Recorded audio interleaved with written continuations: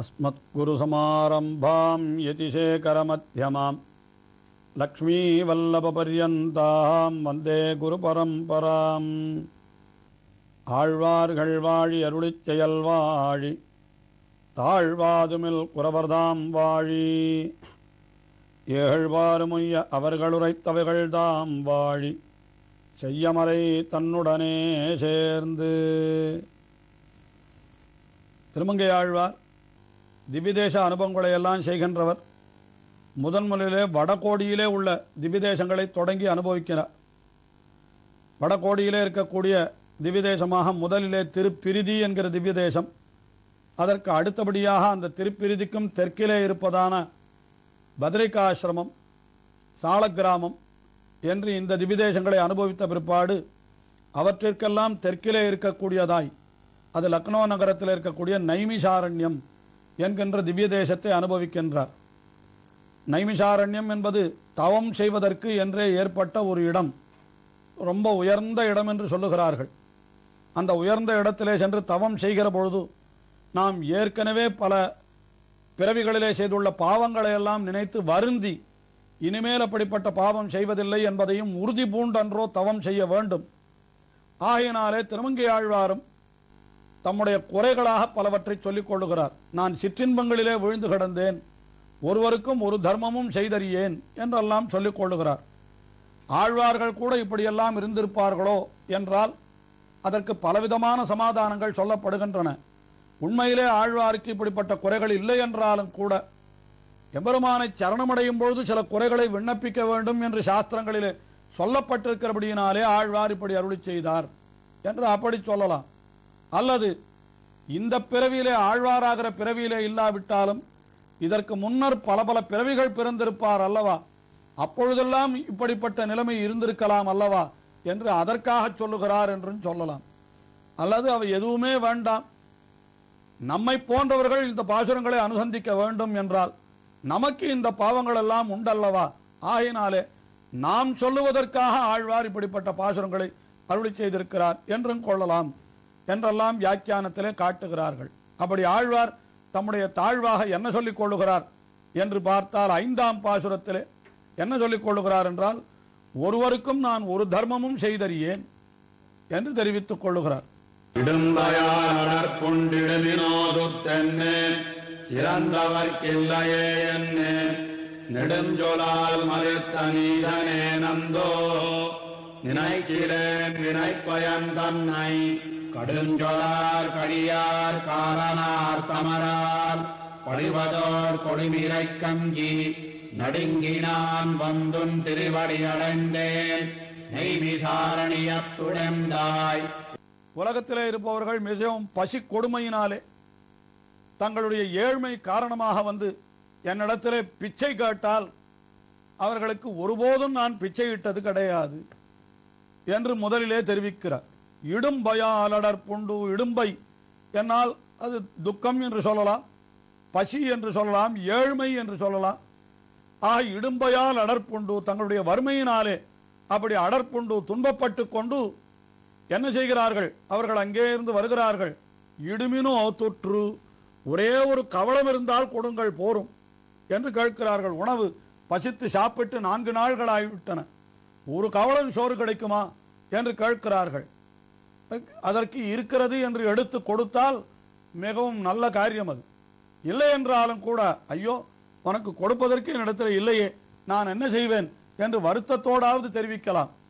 ஆனால் நான் அப்படியெல்லாம் அல்லவே, நான் என்ன செய்தேன் தெரியுமா, இடுமினோ துத்து என்று இறந்தவர்க்கு இல்லையே என்று இல்லவே இல்லை என்று சொன்னேன். அது மட்டுமல்ல, அவர்கள் அங்கே சற்று ஒரு கணம் தாமதித்து நின்றால் நெடுஞ்சொலால் மறுத்த நீசனேன், பெரிய சொற்களாலே இல்லை என்று சொன்னால் உனக்கு அறிவில்லை, எதற்காக இங்கே நிற்கிறாய் என்று என்பது போல மிகவும் கடுமையான வார்த்தைகளை சொல்லி அவர்களை கழுத்தை பிடித்து தள்ளாத குறையாக நான் எவ்வளவு கொடிய செயல்களை செய்து விட்டேன். நெடுஞ்சொலால் மறுத்த நீசனேன் என்று சொன்னவர் உடனே நினைக்கிறார், அந்தோ ஐயோ இப்படிப்பட்ட பாவத்தை செய்து விட்டேனே, இந்த பாவத்தினுடைய பலன் என்ன ஆகுமோ தெரியவில்லையே. நினைக்கிறேன் வினைப்பயன் தன்னை, இந்த வினையினுடைய பயன் என்ன ஆகும் என்று அப்பொழுது நினைக்காமல் அவ்வளவு கடுமையாக நடந்து கொண்டு விட்டேன். அதனால எனக்கு என்ன கிடைக்க போகிறது? கடுஞ்சொலார் கடியார் காலனார் தமரால் படுவதோர் கொடுமுறை. கடுஞ்சொல்லை கொண்டு என்னை அவர்கள் கடிந்து கொள்ள போகிறார்கள். யமனுடைய வேலைக்காரர்கள் இருக்கிறார்களே, அவர்கள் யம கிங்கரர்கள், அவர்கள் என்னை கடுஞ்சொலார். கடுஞ்சொலார்னா காது கொண்டு கேட்க முடியாத வசவுகளை வைவார்கள். படுபாவி, ஒருத்தனுக்கு ஒரு கவலமிடாமல் இப்படி நீ உன்னுடைய வாழ்நாளை பாழே போக்கினாயே என்று அவர்கள் சொல்லுகிறார்களே, அதை சொல்லுவதை கேட்கிற பொழுது என்னால் பொறுக்கவே முடியாது. கடுஞ்சொலார் கடியார் காலனார் தமரால். காலனார் தமர் என்றால் யமனுடைய வேலைக்காரர்கள். அந்த வேலைக்காரர்கள் அவர்கள் படுவதோ ஒரு கொடுமீரை, அவர்கள் கையிலே நான் பட வேண்டிய கொடிய செயல்கள், அதற்கெல்லாம் அஞ்சி நடுங்கி நான் வந்து உன்னுடைய திருவடியை அடைந்தேன். எம்பெருமானே, அந்த யமபட்டர்களிடத்திலிருந்து நீதான் என்னை காக்க வேண்டும் என்று நடுங்கி நான் வந்துன் திருவடி அடைந்தேன். நைமிஷாரணியத்துளந்தாய் என்று இந்த பாசுரத்திலே தெரிவித்தார்.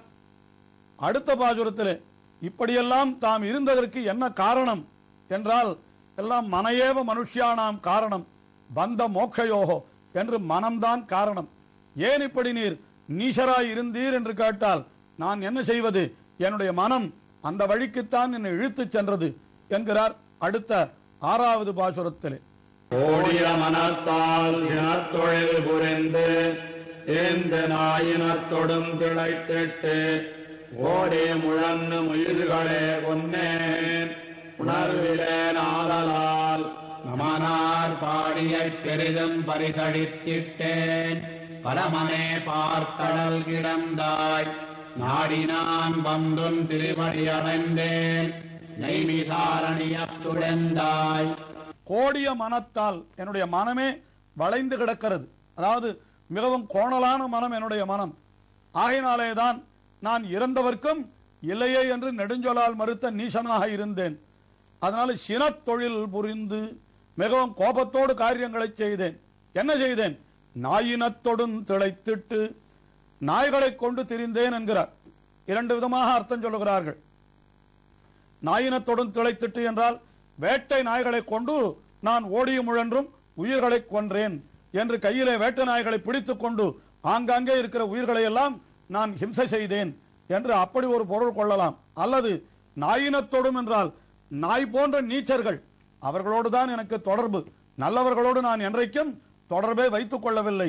நாயினத்தொடும் திரிந்து நான் என்ன செய்தேன்? ஓடி உழன்று என்றால் மிகவும் சிரமப்பட்டு நான் என்ன செய்தேன்? உயிர்களே கொன்றேன். உயிர்கள் அத்தனையும் நான் வதம் செய்து விட்டேன் என்றார். இப்படி செய்த பாவங்களுக்கெல்லாம் என்ன பலன் என்று கேட்டால், நமனாறு பாடியை பெரிதும் பரிசழித்திட்டேன்.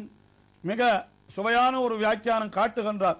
நான் செய்த பாவங்களுக்கு இனிமேல் நரகத்திலே தண்டனை கொடுப்பது கூட முடியாது. ஏனென்றால் அவனுடைய கணக்கிலேயும் இல்லாத பாவங்களை நான் செய்திருக்கிறேன். ஆயினாலே ஏற்கனவே இருக்கிற நரகம் போராது, என்னை தண்டிப்பதற்கு இப்பொழுது இருக்கிற நரகமெல்லாம் போராது. இனிமேல் புதிதாக சில நரகங்கள் படைக்கப்பட வேண்டும் என்று நினைக்கிறாராம் ஆழ்வார். அவ்வளவு பாவங்களை செய்து விட்டாராம். அதனாலே தெரிவிக்கிறாராம், நமனார் பாடியை பெரிதும் பரிசழித்திட்டேன். நமனார் பாடியையே அழித்து விட்டேன் என்றால் நான் செய்த பாவங்களுக்கு ஈடாக நரகத்தில் தண்டனைகளே கிடையாது என்று சொல்லும்படியாக இப்பொழுது இருக்கிற நரகத்தையும் கூட நான் அழித்து அதற்கு மேலே என்றோ பாவங்களை செய்து விட்டேன் என்று சொல்லுகிறார் என்று அப்படி ஒரு பொருள் காட்டினார். அல்லது எம்பெருமானே, உன்னை நான் பற்றிவிட்டேன், ஆகையினாலே இனிமேல் எனக்கு நரகவாசம் கிடையவே கிடையாது, நான் நரகத்திற்கு செல்ல வேண்டிய அவசியமில்லை, ஆகையினாலே நமனார் பாடியை நான் பரிசு அழித்து விட்டேன் என்று அப்படியும் பொருள் கொள்ளலாம். அது பின்னடிகளோடு சேர்த்தால் அப்படி பொருள் கிடைக்கும். நமனார் பாடியை பெரிதும் பரிசழித்திட்டேன். பரமனே பார்க்கடல் கிடந்தாய் என்று பரமன் எல்லாரை காட்டிலும் மேம்பட்டவன். பரமன் என்கிற சொல்லுக்கு என்ன பொருள்? பரோ மா எஸ்ய என்று எவனொருவனை காட்டிலும் மேம்பட்டவர்கள் எவர்களும் இல்லையோ அவனுக்குத்தான் பரன் என்று பெயர். அப்படிப்பட்ட பரமன் என்ன செய்தான்? நமக்கெல்லாம் அனுகிரகம் செய்ய வேண்டும் என்பதற்காக தன்னுடைய மேன்மையை உதறிவிட்டு இந்த பார்க்கடலிலே வந்து சயனித்திருக்கிறாராம். பார்க்கடல் என்பது இந்த அண்டத்திற்கு உட்பட்டதாய் உலகங்களுக்கு மிகவும் சமீபத்திலே இருக்கிறது. யாரேனும் ஐயோ என்று கூக்குரலிட்டால் உடனே எழுந்து வர வேண்டும் என்பதற்காக அப்படி பார்க்கடலிலே கிடக்கிறானாம். இதைத்தான் ஆண்டாளும் இங்கே பரமனே பார்க்கடல் கடந்தாய் என்கிறார் திருமங்கை ஆழ்வார். இதை ஆண்டாளும் கூட எப்படி தெரிவிக்கிறாள்? பார்க்கடலுள் பையத்து என்ற பரமன் என்று அப்படி காட்டுகிறாள். ஆஹா, அவன் பரமனாயிருந்தும் பார்க்கடலிலே துயின்றான். பார்க்கடலிலே துயின்றவன் மிகப்பெரிய பரமன் என்று நாம் உணர்ந்து கொள்ளும்படியாக அப்படி ஆழ்வார் இங்கே அவனுடைய மேன்மை என்ன, அந்த எளிமை என்ன, இரண்டையும் அனுபவிக்கிறார். பரமனே பார்க்கடல் கிடந்தாய், நாடி நான் வந்து உன் திருவடி அடைந்தேன், நைமிசாரணியத் துளந்தாய். உன்னை நான் நாடிக்கொண்டு வந்து உன்னுடைய திருவடியை அணைந்திருக்கிறேன். நைமிசாரணியத்திலே எழுந்தருள் இருக்கிற எம்பெருமானே, நீதான் என்னை காத்தருள வேணும். அந்த நமனார் பாடியிலே நான் புகாமல், நான் செய்த பாவங்களுக்கெல்லாம் பயனை அனுபவிக்காமல் இருக்க வேணும் என்றால் நான் எத்தனை பாவங்களை செய்தேன், சிற்றின்பங்களிலே விழுந்தேன், இறந்தவர்க்கு இல்லையே என்று மறுத்தேன். அது மட்டுமல்ல, சினத்தொழில் புரிந்து உயிர்களை எல்லாம் கொன்றேன் என்று எவ்வளவு பாவங்களை செய்திருக்கிறேன்.